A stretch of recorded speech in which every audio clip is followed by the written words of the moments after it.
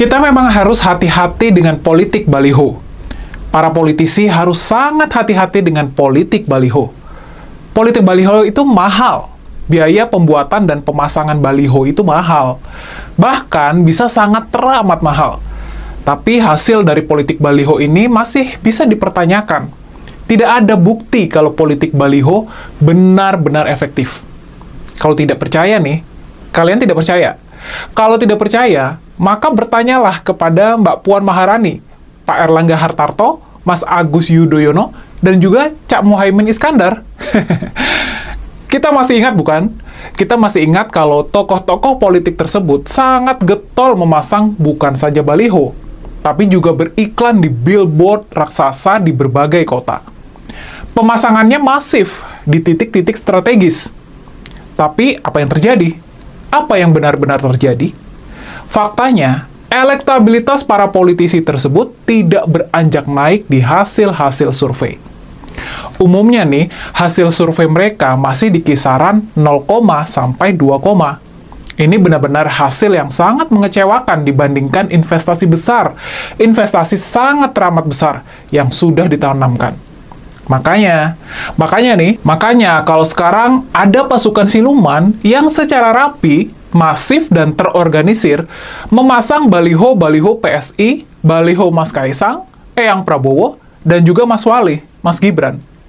Mereka memasang baliho yang berjarak cuma beberapa puluh meter saja di seluruh antero Nusantara, menghamburkan anggaran entah berapa puluh miliar, atau bahkan entah berapa ratus miliar rupiah. Maka berhati-hatilah sama tulah dari kampanye baliho. Berhati-hatilah.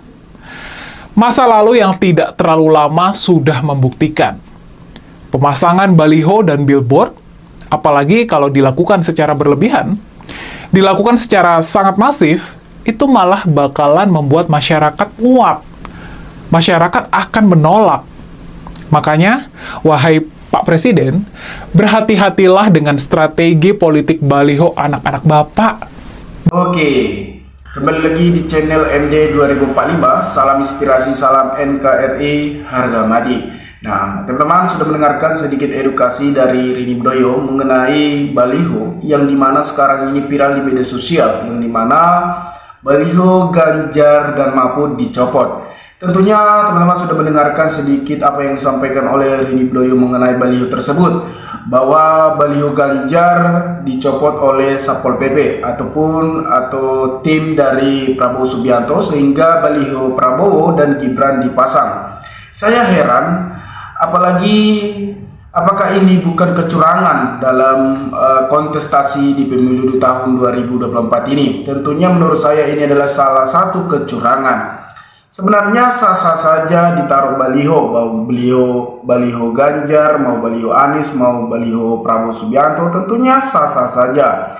Ini adalah salah satu bahwasannya menandakan ketika baliho Ganjar dan Mahfud, kita bisa melihat kualitas dari tim dari Prabowo Subianto tersebut. Kalau mungkin baliho tersebut dicopot, apakah itu akan berpengaruh kepada Prabowo Subianto dan Gibran? Sangat berpengaruh, karena di dalam kontestasi ini mempunyai etika. Ketika kita melihat etika seseorang, maka kita akan tidak suka dengan hal tersebut. Nah, teman-teman, kita bisa menilai hal yang dilakukan oleh tim Prabowo dan Gibran Rakabumi. Mungkin saya tidak mau berbicara berlebihan, tetapi teman-teman sudah bisa melihat dengan apa yang dilakukan oleh tim dari Prabowo Subianto. Dan saya ada salah satu berita yang sangat menarik mengenai ketua salah satu parpol yang dimana sudah diangkat sebagai ketua. Hanya sekejap mata sudah diangkat menjadi ketua, sehingga baliho-baliho di mana-mana, baliho dari parpol tersebut. Saya tidak berani menyebutkan dari partai mana, tetapi mungkin teman-teman sudah mengetahui partai mana yang saat ini beredar di media sosial sehingga viral diperbincangkan di kalangan pelapor-pelapor lain. Tentunya dengan baliho tersebut mengajak masyarakat untuk bergabung ke partai tersebut. Menurut saya itu kesombongan, sehingga masyarakat terpicu dengan hal tersebut.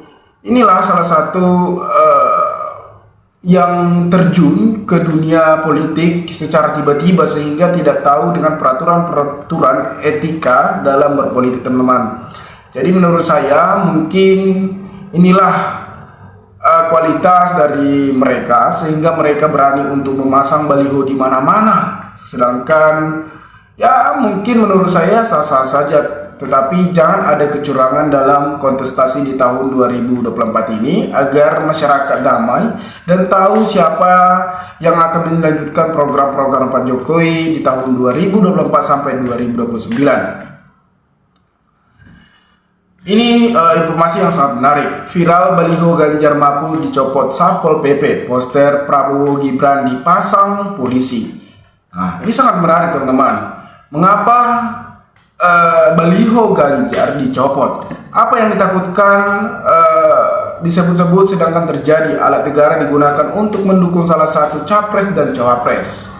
Konoi Rahakunidi Bakri dalam sebuah wawancara sempat mengatakan bahwa ada kekhawatiran alat negara digunakan untuk mendukung pasangan capres dan cawapres tertentu alias tidak netral. Belakangan ini viral video Satpol PP menurunkan baliho Ganjar yang dipasang di pinggir jalan. Usut punyat usut, hal tersebut terjadi di kota Pemantang Siatar, Sumatera Utara. Dari video yang viral, seorang pria yang mengendarai mobil turut Satpol PP turun dan mencopot poster Ganjar Pranowo tersebut.